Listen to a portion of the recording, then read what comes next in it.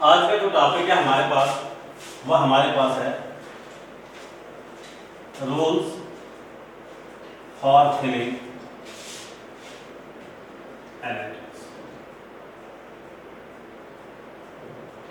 तो हमने पहले डिस्कस किया क्वांटम नंबर्स में प्रिंसिपल क्वांटम नंबर, जिसने हमें शेल के बारे में बताया, एजीमुथल क्वांटम नंबर जिसने हमें सबशेल के बारे में बताया, मैग्नेटिक क्वांटम नंबर जिसने हमें ऑर्बिटल्स की इंफॉर्मेशन दी, स्पिन क्वांटम नंबर उसने हमें इलेक्ट्रॉन की इंफॉर्मेशन दी, वो क्लॉकवाइज है या एंटी क्लॉकवाइज है।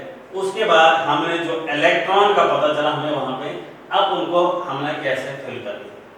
तो पहला रूल जो हमारे पास है वो इलेक्ट्रॉन्स को फिल करने के लिए क्या है, कौन सा है, वो पहले हमारे पास है, वो है अफवाह प्रिंसिपल।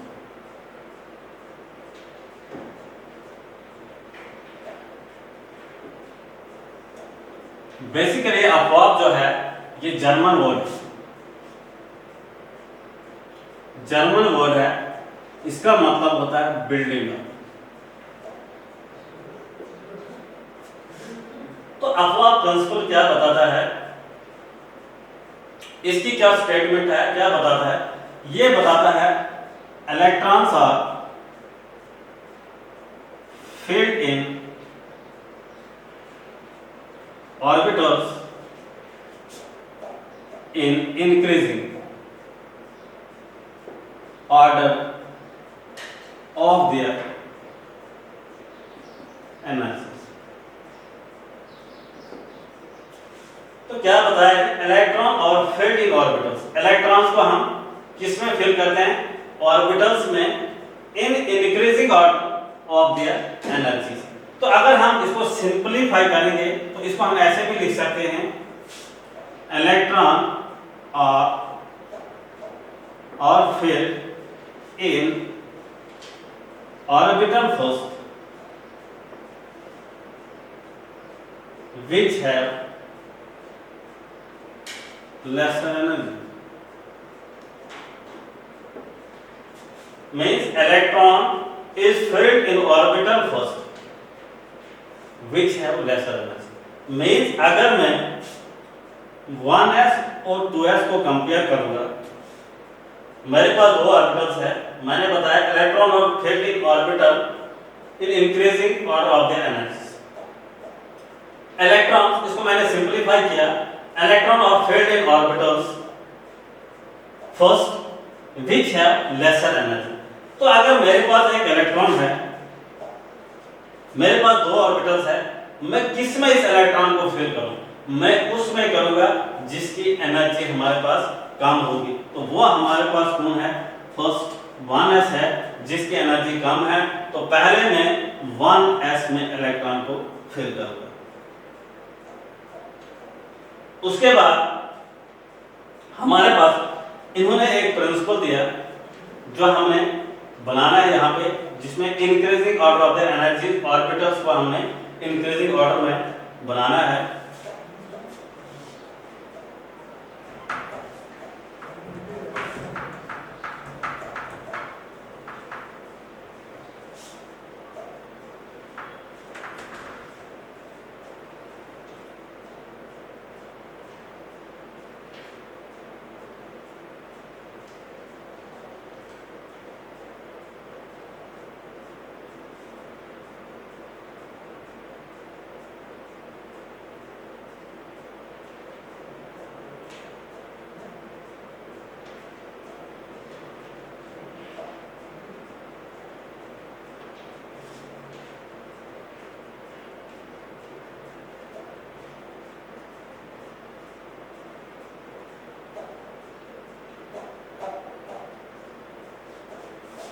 तो सबसे पहले 1s, फिर इसके बाद 2s, फिर 2p एंड 3s, फिर 3p एंड 4s, फिर हमारे पास 3p, 4p, फिर 5s, उसके बाद 4d, 5p, फिर 6s, उसके बाद हमारे पास 4f, 5d, 6p and 7s, फिर हमारे पास 5f, 6d एंड 7।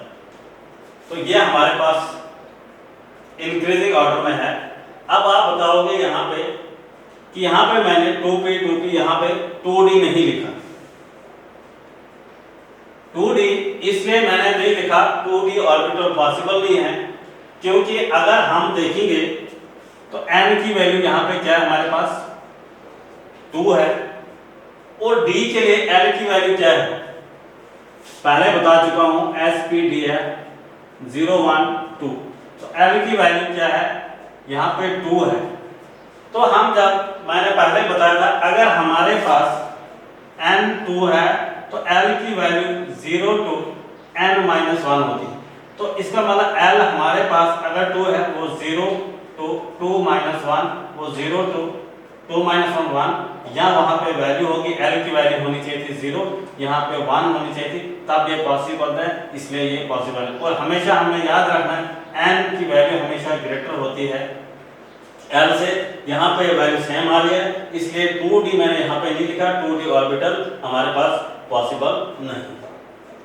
तो ये हमारे पास था अफवा प्रिंसिपल, तो इसको हमने ऐसे फिल किया।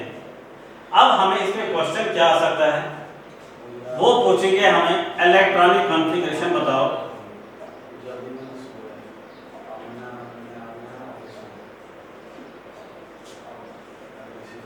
Of Z is equal to 50। Z means atomic number मैं पहले बता चुका हूं आपको। तो हमने इसको फिल करना है कितने 15 इलेक्ट्रॉन्स। कितने इलेक्ट्रॉन फिल करने हैं 15 इलेक्ट्रॉन करने हैं। तो हमने इसका ट्रेंड देखना है। हमारे पास क्या है पहले 1s, उसके बाद हमारे पास 2s, फिर हमारे पास 2p, फिर हमारे पास 3s, फिर हमारे पास 3d, फिर हमारे पास 3p, फिर हमारे पास 4s, फिर हमारे पास क्या आएगा 4। तो ये इसका ट्रेंड रहेगा। तो हमारे पास कितने इलेक्ट्रॉन फिल करने हैं 15 इलेक्ट्रॉन। और हमने पहले पढ़ा है, जो मैंने पहले बताया था, s ऑर्बिटल्स 2 लेगा, यहाँ पे भी 2s है, ये भी 2 लेगा। p कितना लेता है 6, ये मैं एज़िमुथल क्वांटम नंबर बता चुका हूँ। यहाँ पे s है, फिर से 2 लेगा, तो कितने आए हमारे पास 6, तो 8, 2 10, तो 12, और 3d में कितने आएंगे 3।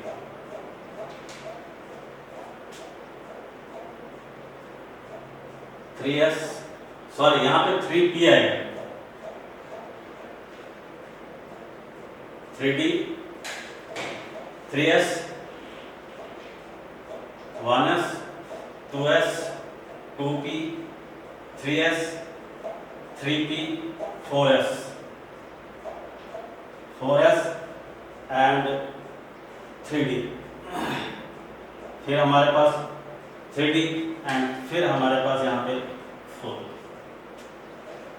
तो कितने इलेक्ट्रॉन फिल करने हमने 15 इलेक्ट्रॉन, 2 यहाँ 6 आए यहाँ, 2 आए यहाँ, और p में 3 आए, 2 तो 4, 6 4 10, तो 12 13 14 15। तो ये इसके इलेक्ट्रॉनिक कॉन्फ़िगरेशन बनेगी किसकी Z इज इक्वल टू 15, और 15 किसका एटॉमिक नंबर है वो फास्फोरस। तो इसमें हमें ऐसे भी क्वेश्चन आ सकता है, जो लास्ट इलेक्ट्रॉन फास्फोरस का है उसके लिए क्वांटम नंबर की वैल्यूज क्या होगी। तो लास्ट इलेक्ट्रॉन हमें किसमें है वो हमारे पास 3p ऑर्बिटल्स। तो इसके लिए क्वांटम नंबर की वैल्यू क्या हो सकती है, आ सकता है इसमें क्वेश्चन।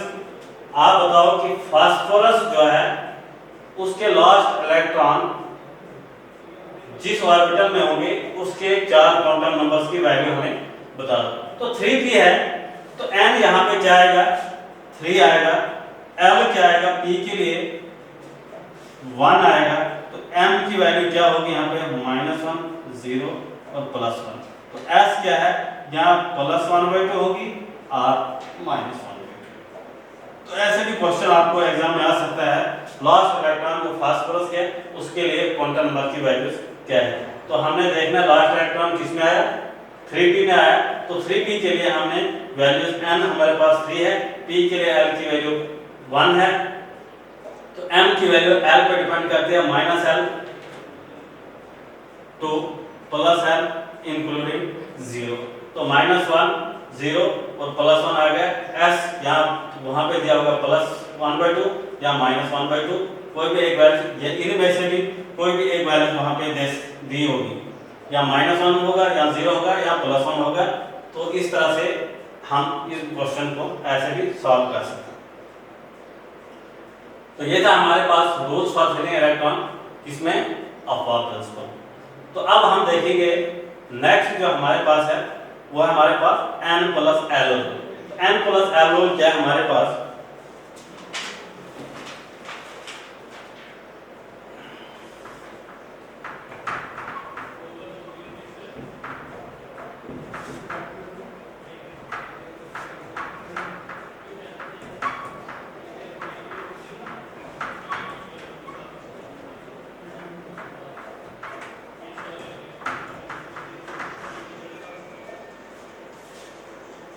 l+l।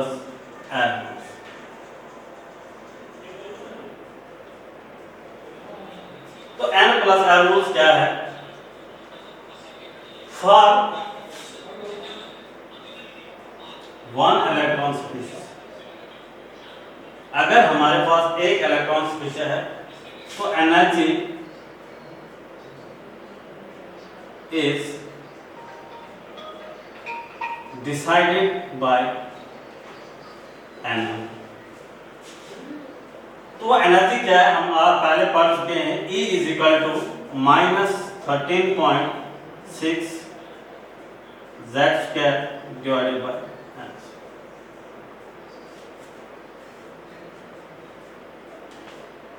इलेक्ट्रॉन वोल्ट पर।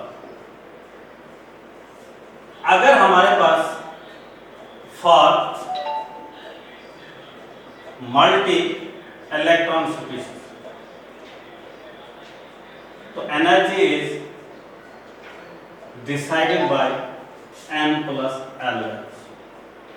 अगर मल्टी इलेक्ट्रॉन स्पीशीज होगी तब हमारी एनर्जी किससे डिसाइड होगी, n+l वैल्यू से। अगर हमारे पास orbital having lesser value of n+l, अगर हमारे पास कोई ऑर्बिटल है उसकी लेसर वैल्यू है n+l, that means have lower energy. Example लेंगे, अगर हमारे पास 2p and 3p है, orbital having lesser value of n+l, n means principal quantum number, l means azimuthal quantum number. इसकी वैल्यू अगर लोअर होगी तो इसका मतलब उसकी एनर्जी कम होगी। जिस एक ऑर्बिटल की n+l वैल्यू कम होगी उसकी एनर्जी कम होगी। तो हम इसको कैसे कैलकुलेट करेंगे एनर्जी, जैसे हमारे पास यहाँ n क्या है, 2p के लिए 2 और 3 के लिए 3, l की वैल्यू p के लिए क्या है, वो 1 है और यहाँ पे भी 1 है। तो अगर n+l लगाएंगे हम यहाँ पे तो वो n+l वो आ गया 2 + 1, ये हमारे पास 3 आ गया, यहाँ पे n+l वो आ गया 3 + 1, यहाँ पे 4 आ गया। इसका मतलब यहाँ पे एनर्जी किसकी कम है, इसका मतलब इसका ट्रेंड जो हमारे पास है वो ऐसे है, 2p की लोअर एनर्जी है इन कंपैरिजन टू 3p, क्योंकि इसका मैंने बताया जिसका वैल्यू n+l वैल्यू कम आएगी उसकी एनर्जी जो है वो हमारे पास क्या होगी, वो कम होगी। तो यहाँ हमने 2p and 3p को लिया और हमने देखा यहाँ पे इसकी एनर्जी कम थी, किसकी, 2p की और 3p की निकाली, इसकी एनर्जी 4 आई, इसकी हमारी एनर्जी 3 आई। इसका मतलब जिसकी एनर्जी कम आई उस जिसका n+l कम आया उसकी एनर्जी हमारे पास कम होगी। अब दूसरा केस इसमें है हमारे पास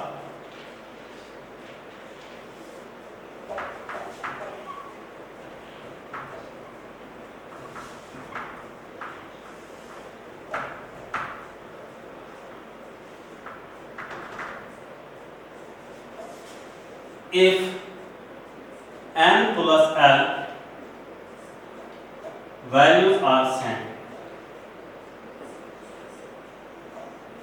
इंपॉर्टेंट है, अगर हमारे पास n plus l value same आती है तो तब हम कैसे डिसाइड करेंगे किसकी एनर्जी ज्यादा है? तो हमने क्या करना है, अगर हमारे पास n plus l value same आएगी, जिसका n बड़ा होगा उसकी एनर्जी ज्यादा होगी। तो अगर हम यहां पे लेंगे 2p एंड 3s, या हम लेंगे 4s and 3p, 4s and 3, तो इसको हम सॉल्व करते हैं। यहाँ n की वैल्यू क्या आएगी, 4 आएगी हमारे पास, और यहाँ n की वैल्यू क्या आएगी, 3। यहाँ l की वैल्यू 4s के लिए, s के लिए क्या है हमारे पास, वो 0 है, और d के लिए l की वैल्यू क्या है, 2 है। तो n प्लस l लगाएंगे हम, यहाँ 4 प्लस 0 आएगा, वो 4 आएगा, तो यहाँ पे 3 प्लस 2 आएगा, n प्लस l, तो यहाँ पे 5 आएगा। अब हमने डिसाइड करना है इन दो में से किसकी एनर्जी ज्यादा है। तो यहाँ पे ऑब्वियस बात है, जिसकी एनर्जी ज्यादा होगी वो हमारे पास, किसकी एनर्जी ज्यादा होगी, वो 3d की एनर्जी ज्यादा होगी 4s। अगर हमारे पास 2p और 3s है, अब हम इसको करेंगे 2p के लिए एड 3s, n की वैल्यू 2, यहाँ n की वैल्यू 3, यहाँ l की वैल्यू p के लिए 1, और यहाँ s के लिए 0। तो n प्लस l जब लगाएंगे हम, वो 2 प्लस 1, यहाँ पे 3 आ गया, यहाँ 3 प्लस 0, यहाँ पे भी 3 आ गया।